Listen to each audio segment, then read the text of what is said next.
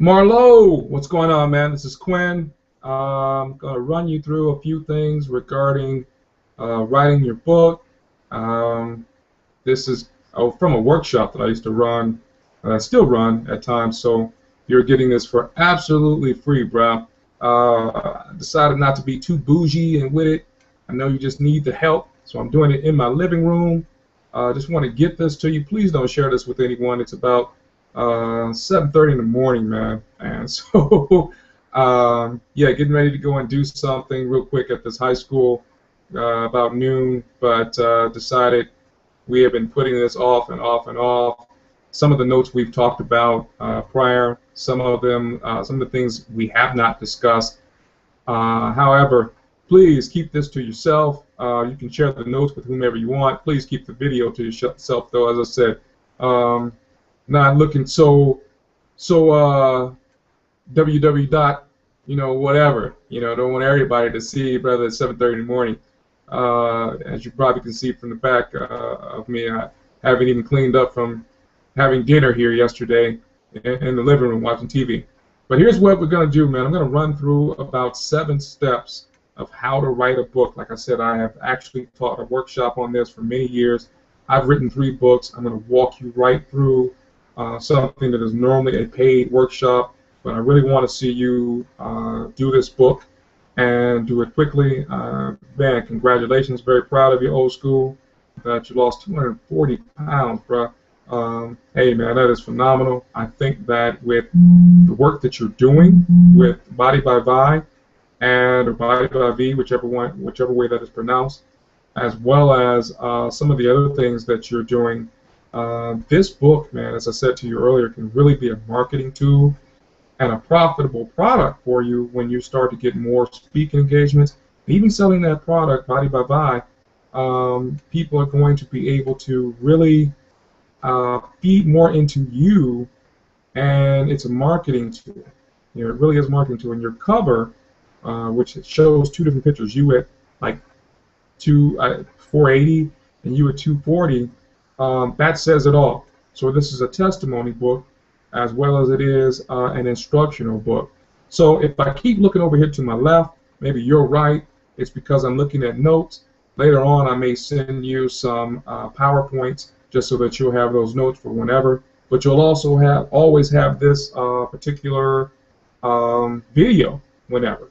Because when I send you the link, you'll be able to just go straight to that link whenever you need to, and it'll be logged into my YouTube. Okay? So here we go, man. First thing you need to do is choose a title when you're writing a book. Choose a title. I think you already have a title.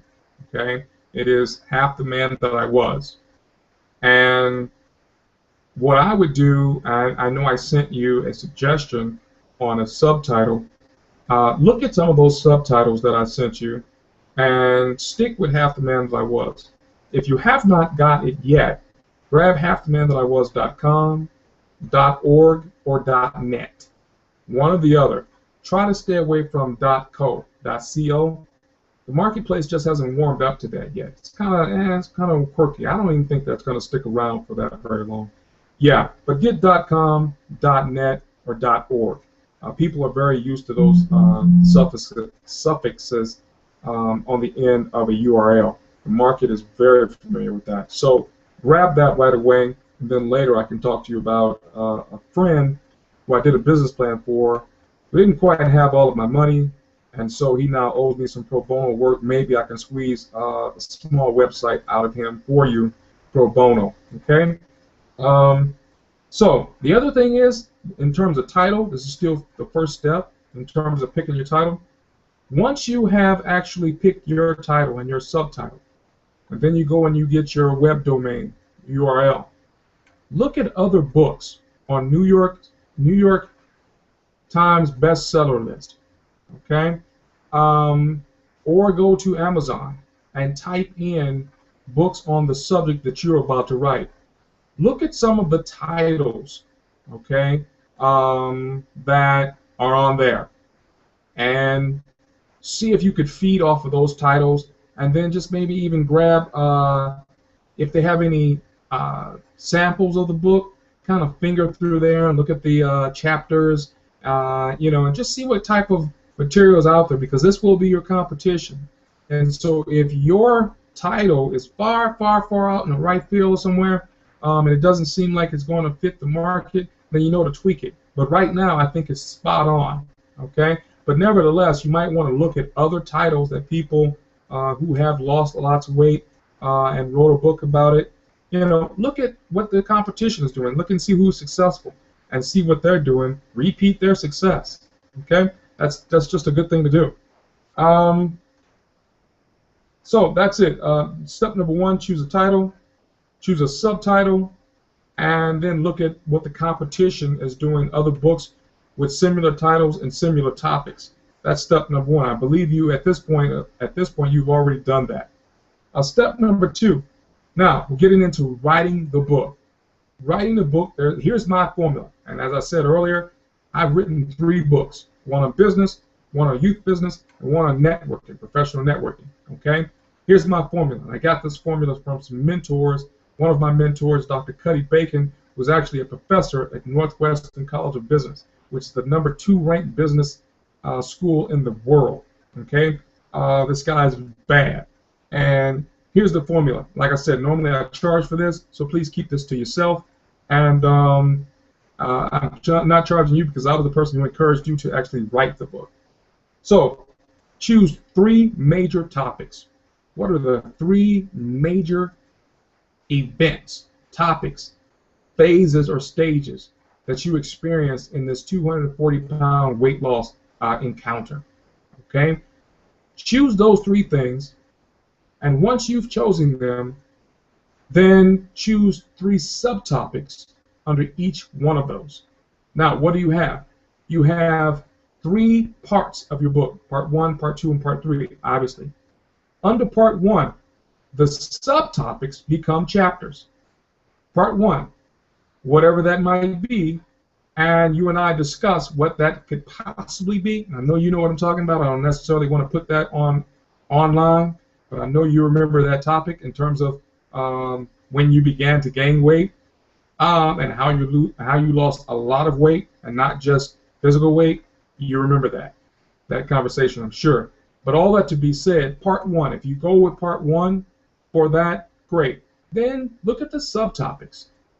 Those subtopics become chapters. So you have part 1, chapter 1, chapter 2, and chapter 3. Just that simple. So you move on to part 2, chapter 4, chapter 5, chapter 6.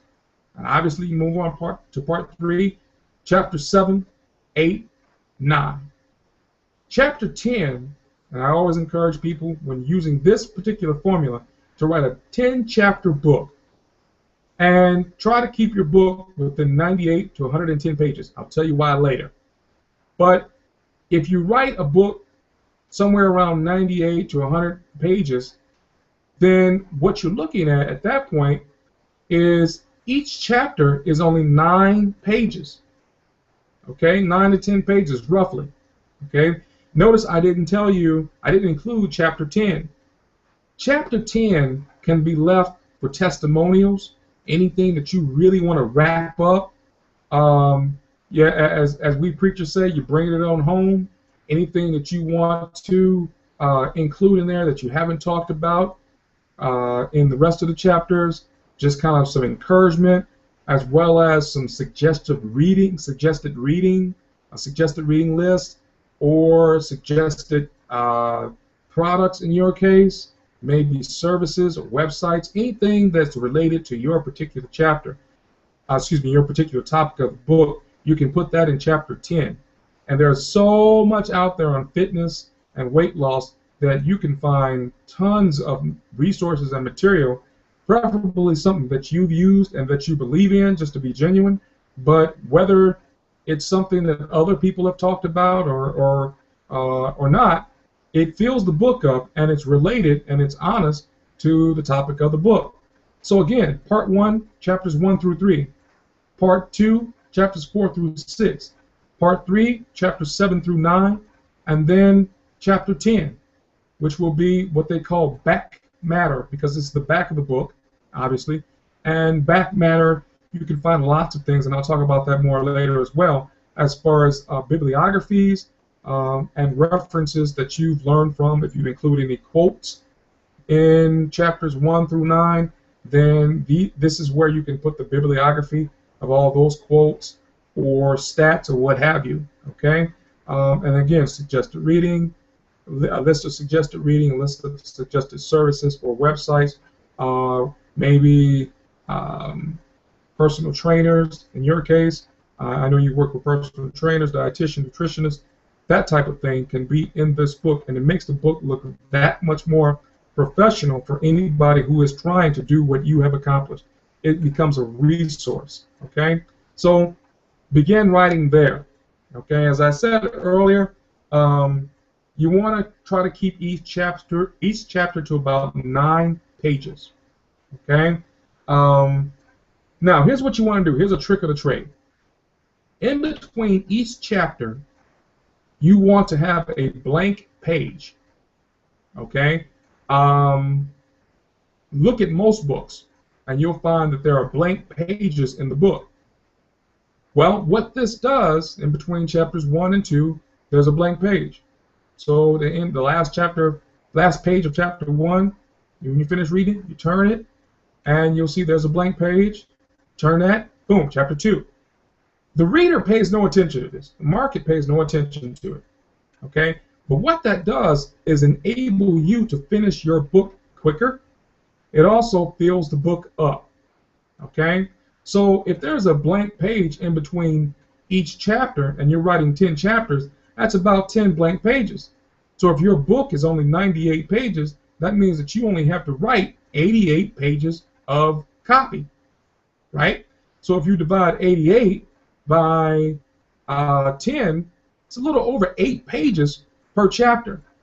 Well, as long as you're writing good copy, and by good copy I mean good information, people really don't want to read a dictionary nowadays. They really don't.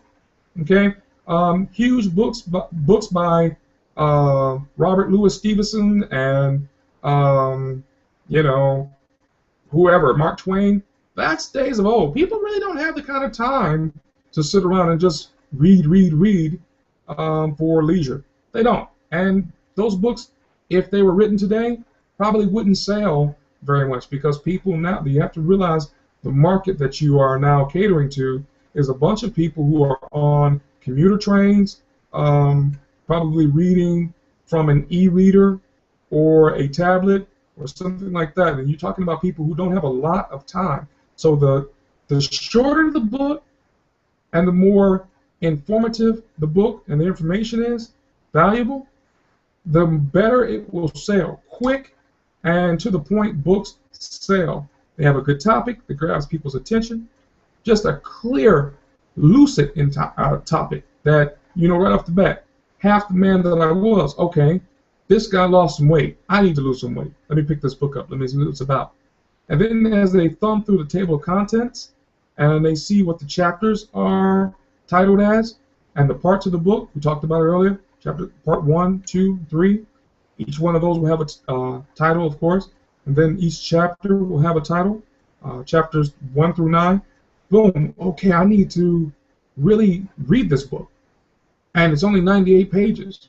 So it's short and sweet, straight to the point. I got time to read this book. Let me see if I can do what he did. And he's telling me how to do it and how he did it. Boom, this book sells. Okay?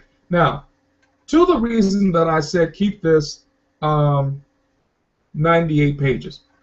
Now, here's the secret. Okay, let me pause there. I'm not going to go into that right now. Let me come back to that. I want to talk about 2 things that I want to make sure that you don't forget. Be sure that whenever you're writing, you write within MS Word, Microsoft Word. Okay. Also, when you're writing, I strongly encourage you to use one of these. Save your work on one of these. I hope you can see. It's nothing more than a thumb drive. Okay. Save your work on a thumb drive. Then, once you have this on a thumb drive, now look at this. They call it a thumb drive for a reason, because it's no bigger than your thumb. These things can be lost easily, and the worst thing you want to do, there's a book that I was writing. called Conquer the High Dive Effect. And it was all about overcoming your fears in personal and professional life. It has never been written. Why? Because I had it on one of these and I lost it. We were moving and I lost it. And I have no idea what I wrote. Most of the material was lost, whatever. And I just never got back to it. That being said, you don't ever want to do that. So here's what you want to do. You want to keep your book, your main copy, on one of these things, but at the same time, you want to go to googleplus.com. Open up a googleplus.com account. And that's simply getting a Gmail if you don't already have one. If you have a Gmail account, then you're already signed into Google Plus, whether you know it or not, whether you use it or not. Then what you want to do is go to Google Documents. If you go to Google Plus, there will be a link where you can go straight to Google Documents. Once you get into Google Documents, you want to save whatever is on your hard drive. In other words, you want to, on your thumb drive. In other words, you want to take the contents of your book and put it on into Google Contents. All right. You have any other questions later about this? Call me. We can go over it. But you want to save everything important that would be on one of these things into Google Contents. This is what they call the cloud application. In other words, if you ever lose one of these, you still have your information backed up on Google's cloud application. All right. So unless you hear Google has gone bankrupt, which I really doubt that'll ever happen, you'll always have your content and any file, whether it be Word file, Excel file, pictures, videos, you name it. You can always put it into Google Documents. I strongly encourage you, anything as important as a book, to make sure that you put it into Google Documents. So backing up a little to go over what we've talked about. We've talked about step 1, choosing your title and your subtitle. After choosing your subtitle and your title, you look at what the competition is doing. Step 2, you begin to write.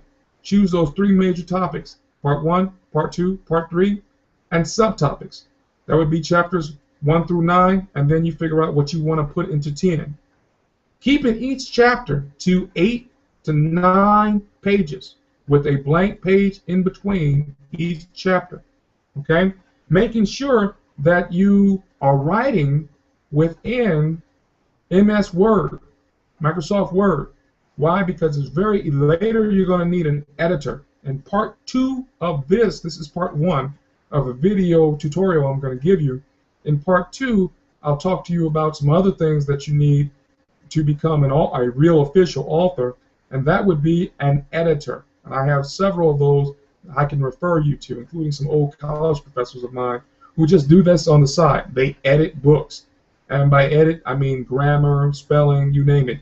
You'd be so surprised and I got 2 degrees, and I still don't write very well. I don't write as well as people with PhDs in English, let me put it that way.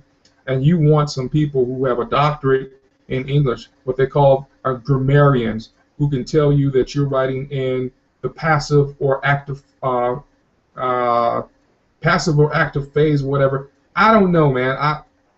That's why I hire these people, and they're not very expensive either. But you want to do that because you don't want people to pick up your book, especially the media. Media will pick up your book and say, this isn't written well, and sometimes you can get bad reviews. So you want to get an editor, and these are some of the things that you will have to get into later on. And then you also might later want to do a second edition of this book. Later on, you might think differently, than what you do now. Might want to add some stuff to it. And so with that being said, you want to be able to pick up a Word document or Word file, or MS Word file easily, and just add to it, edit it, or what have you. Okay, and that's why making that Google, putting those documents into the Google Documents cloud application is important, because who knows, these things here, before these came out, there used to be something, as you probably well remember, called a floppy disk. Well, after a certain amount of years, floppy disks just became obsolete, and you can't even find computers anymore to have the little floppy disk insert. I don't know if that'll happen with these things or not, but it seems like with modern technology, everything after about 5 or 10 years becomes obsolete. So with all that being said, you want to make sure you have your main document uh, somewhere backed up where it'll never become obsolete. Thus, Google Documents. Um, Moving forward, step number 3. Talked to you earlier about a digital recorder. Now, I don't know how long I've been talking. I'm looking around the computer now to see how long I've been talking. But here's my point. If I wanted to write a book on how to write a book, then I could have right now talked it out. And there are companies, including Casting Words. That's CASTING Words, WORDS.com. Castingwords.com. I think I explained to you earlier that you can send your MS Word document to this company via email, and they will then turn around and, excuse me, not your MS Word document, scratch that. You can send your audio file. That's why I was talking to you earlier about a digital recorder. A digital recorder is something you can go and buy at, I told you earlier, Best Buy. Don't go to Best Buy. Go to Walmart, because Walmart has the same thing for cheaper. Ain't that how they are with everything? Walmart has them for cheap. You can go there. I think Target, somebody told me Target has them as well if you can't find one at Walmart. And just ask for a digital recorder. And what that is basically me recording myself, talking. Like I said, if I was able to, if I wanted to write a book on how to write a book, I could sit here right now and record this entire conversation, all the audio, and take that audio, upload it to my computer, and it becomes an MP3 file. I send that MP3 file via email to Casting Words, and there are other companies that do the same thing, but I like Casting Words because they're good and they're cheap. Castingwords.com, and what they will then do is listen to the audio file, and then they will type it out into a Word document for me. Okay? So if there's ever a time you got some extra money and you're kind of pressed for time and you got more money than time, I know that don't happen too often, but if you ever have more money than time or just some extra money, it's sometimes much easier to talk out a book than it is to type out a book. It's just human nature. You know, typing can become, you know, very cumbersome. And sometimes we can get in a room when we're alone, like I am right now. My wife ain't here. And we can just talk a book out. Talk, especially a book like yours, because it's biographical. It's your experience. So you can just sit down and start talking out stuff, okay? And boom, send it to these guys. Later on, I'll email. Well, you can just go to their website and see the prices yourself, castingwords.com, and you know, see their prices, and just go ahead and grab that digital recorder and go to work. And what that does, you got 2 trains running on your behalf. You yourself, you're typing. And what you don't type, you're actually talking. And so before you know it, a lot of the copy that you need to type out will have already been typed out for you. That, in addition to what you've already typed, just look at it, put it together, cut what you don't want to have in there, and sometimes you add a little bit, and before you know it, you'll have your book 80% done. Proof that this works, go to whatitmeanttome.com. Again, that's whatitmeanttome.com. That's one of my websites, and there there's a free ebook on youth entrepreneurship there, and that's exactly how I wrote that book. I interviewed a kid who I taught. He later went on to start his own business, and I wanted to write an ebook on how, how youth entrepreneurship really does encourage teens, even college students, to go on and start their own business. And so I interviewed a kid who I taught, who actually did go through my program in high school and went to college, Illinois State, in fact. And he went there and he started his own business, won a national award and everything. And so I interviewed him, and I sent that whole file to casting words, and they typed it out for me, and thus that became an ebook. I don't necessarily encourage you to do what I did in terms of sending the whole file to them, because that cost me a lot of money, and I should have typed some and sent the rest. Once I got tired of typing, sent the rest to them. So unless you just got money like that, you know, don't try to give them the entire, don't use that method to write your entire book, because it can get costly. But there are times when you might just, something might pop into your head, and you're not really in the mood for typing, but you are in the mood for talking. Boom, send that to them. Record it, send it to them. If you're anything like me, sometimes I see sometimes that you're in your car with your daughter taking her to school, and y'all having a good time, and you're recording it on Facebook, that type of thing.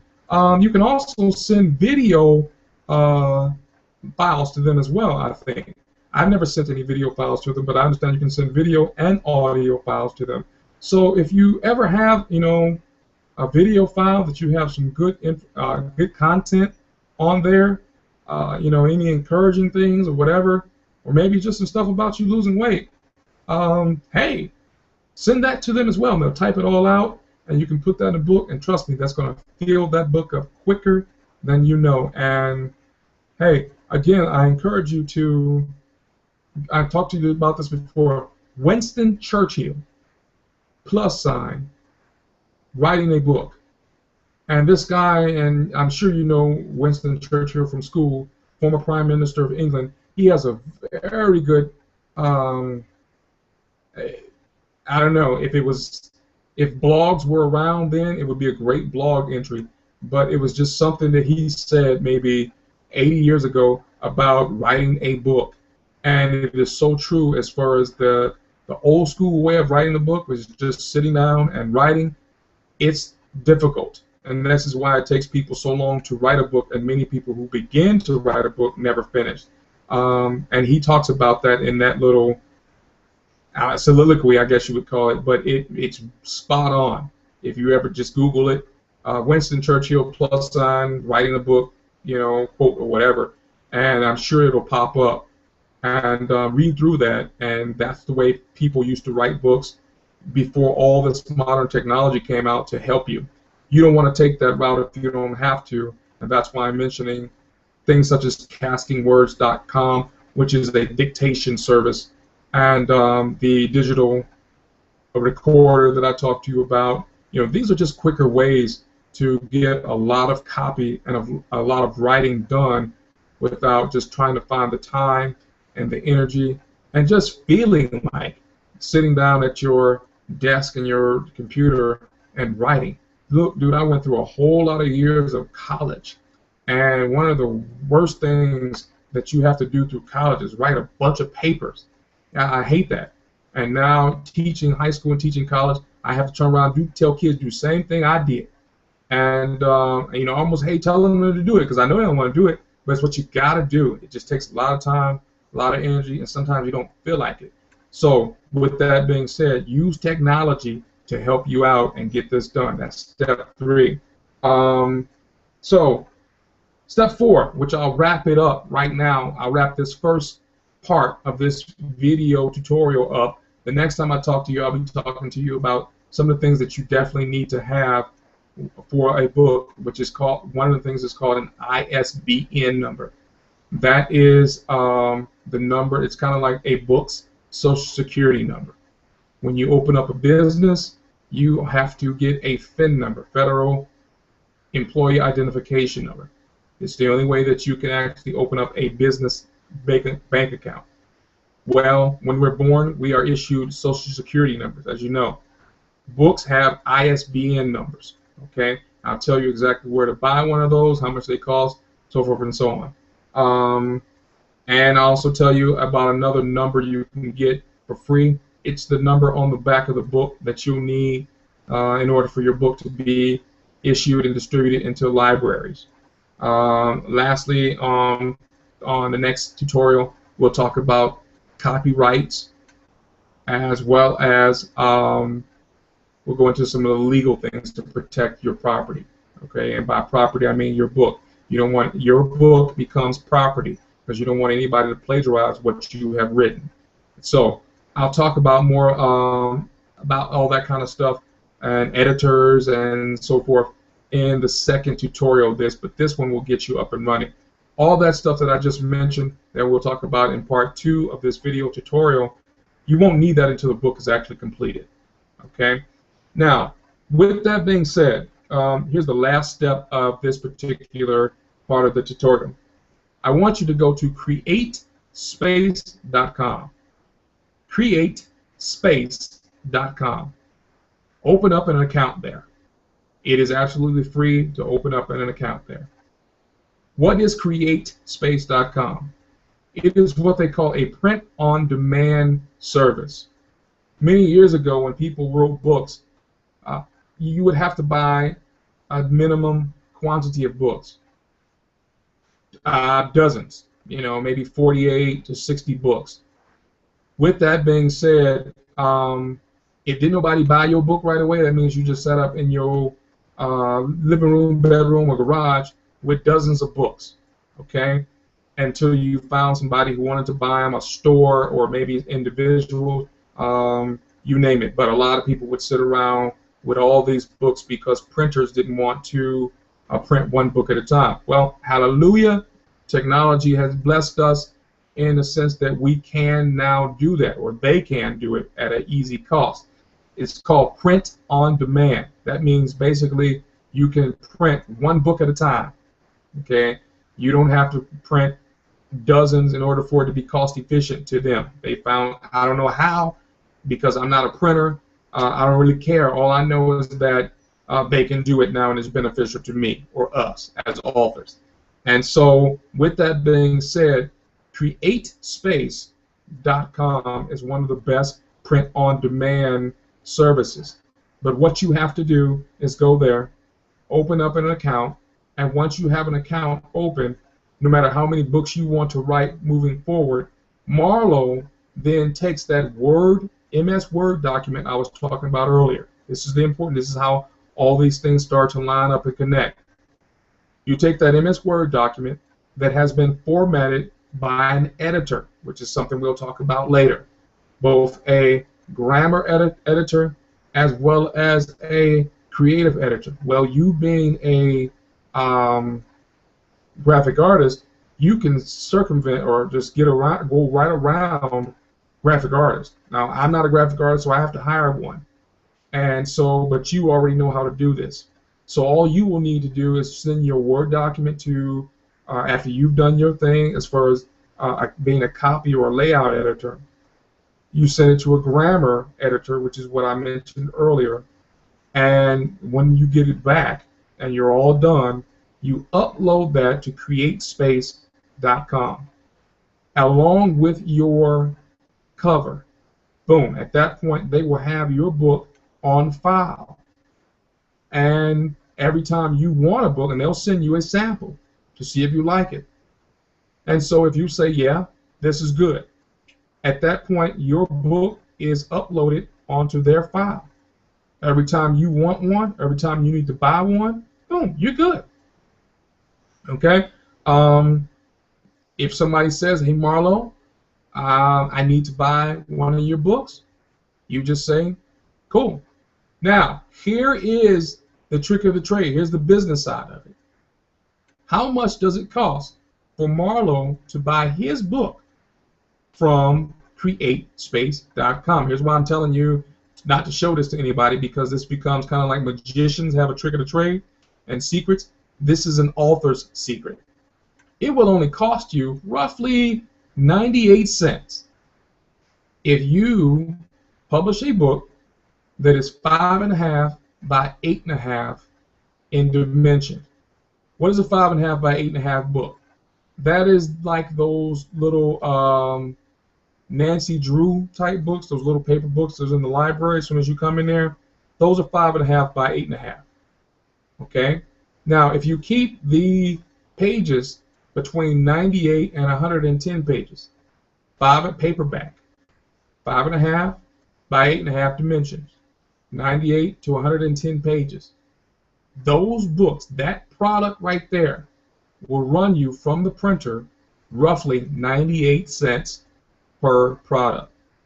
Let me say it again. That will cost you 98 cents. It's also called your cost of goods sold in business terms.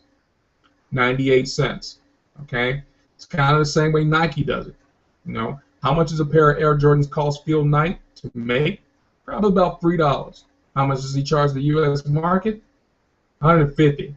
Okay? So, same thing with your book. It costs you, if you stay within those dimensions and those page quantities that I just spoke to, it will cost you 98 cents, less than $1, to actually print each book.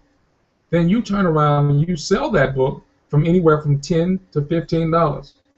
You subtract 98 cents from $10 or $15 and you got your profit. So you do the math. I know you're way ahead of me on that. Okay?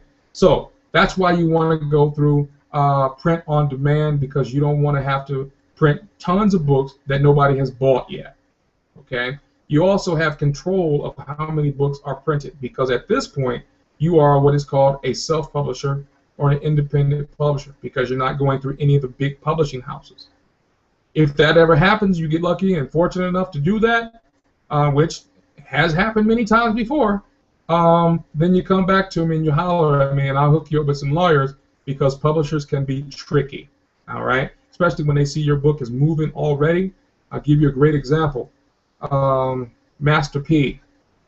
Google, and I don't, in the essence of time, I won't give you the entire story, but Master P was one of the smartest rappers ever, because he was selling tons of CDs down south in Louisiana out of his car, all throughout the South, throughout the trunk of his car. And when one of the big name record labels came to him and tried to buy it out and gave him a contract, he didn't accept the contract.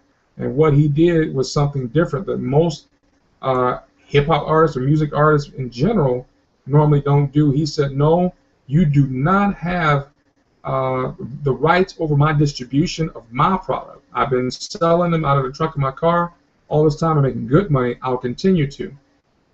You can distribute my product, but what you're going to do is you're going to give me the rights of my product distribution. Okay? In other words, it's called the masters. He had the rights over his masters.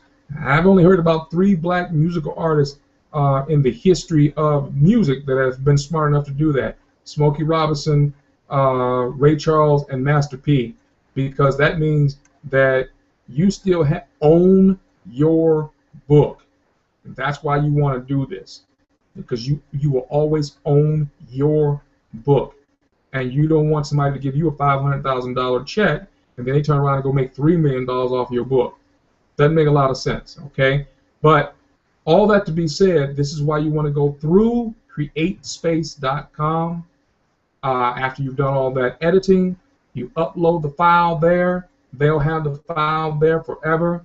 And every time you need a book, somebody walks up to you and say, Marlowe, I need to buy one of your books. Boom. You can just order the book yourself for 98 cents. When they send the book to you, then you can then turn around, tell that person, hey, boom, here's the book.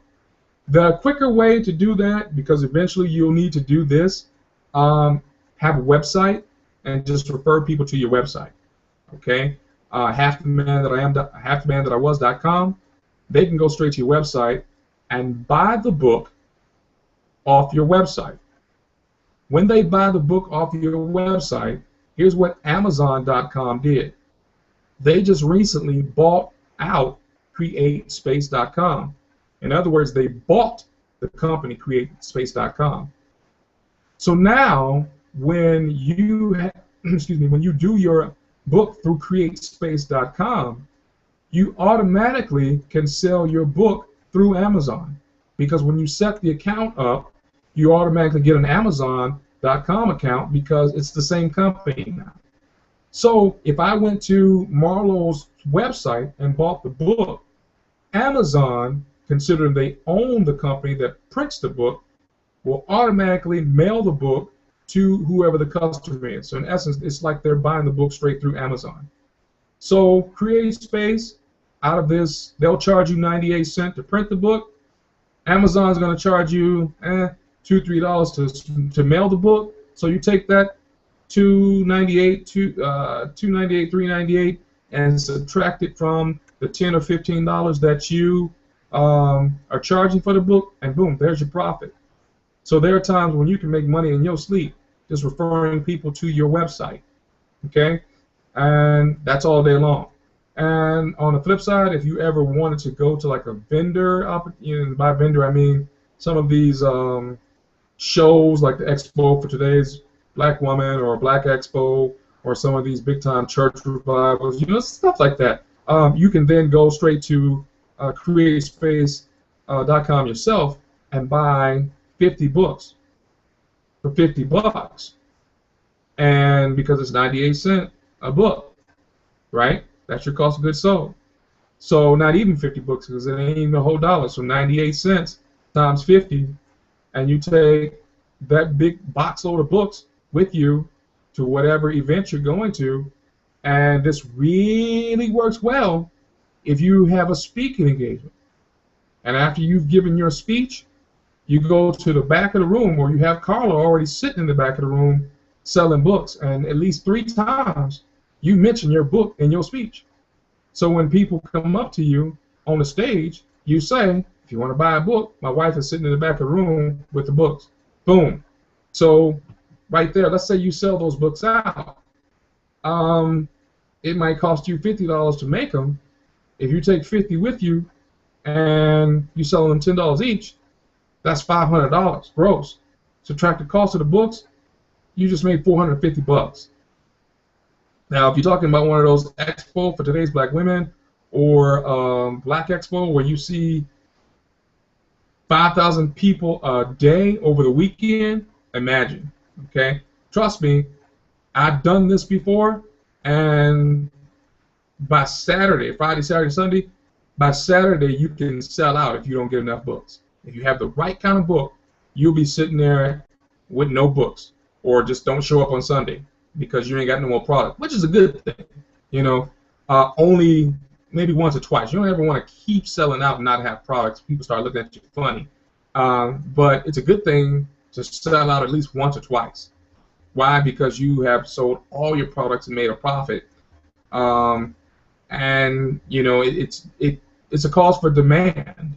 People want to know who you are, and they're really, hey, it's much better to sell out at least once or twice than to have a bunch of products left over. The reason why I say you don't want to sell out multiple times, because it hurts your brand. You become known as the person who will never bring enough product wherever he goes. Okay, that's a good thing.